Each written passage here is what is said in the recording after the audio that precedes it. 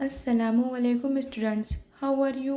I hope you all are fit and fine at home. As you all know, I am your Hindi teacher from Standard First.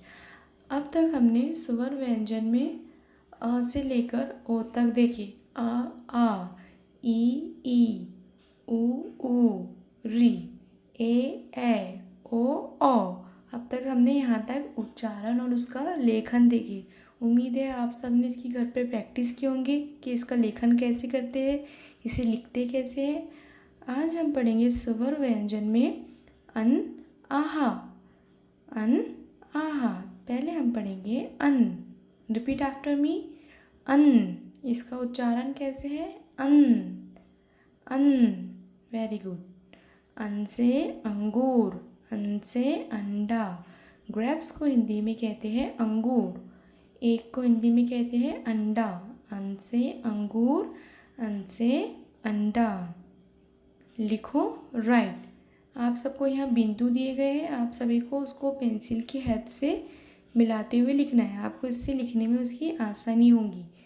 लेकिन आपके 2 line की notebook में कैसे लिखेंगे? सबसे पहले 3 बनाएंगे। आप सबको अभी तक अ बनाना आ गया होगा। कैसे बनाते हैं?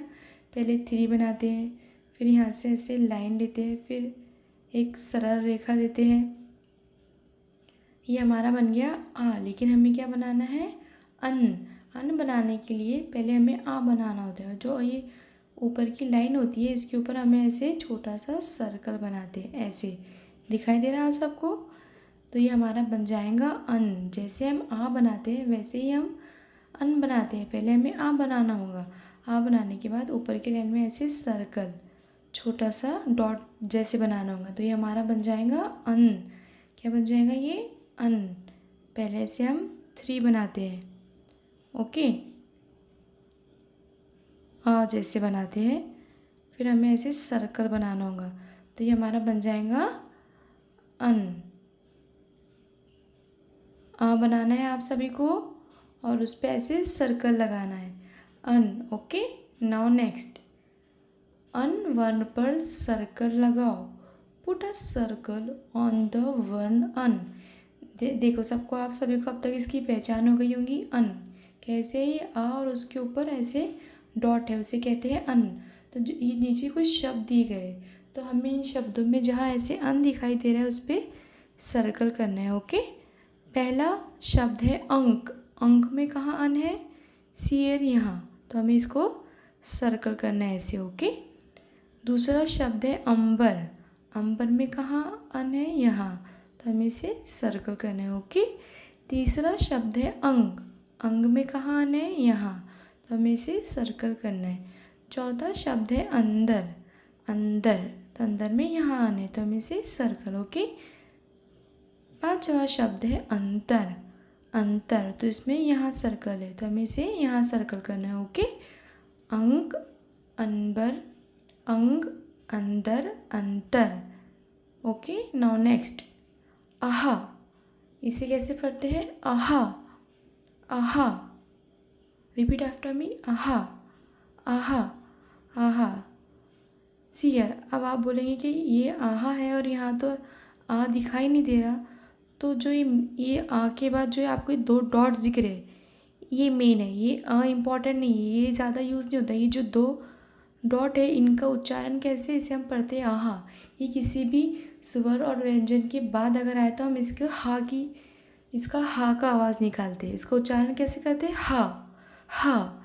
ये जो 2 डॉट्स है ये मेन है। ओके, जैसे हा, इसे 6 है तो 6 को हम हिंदी में कैसे पढ़ते हैं? छा।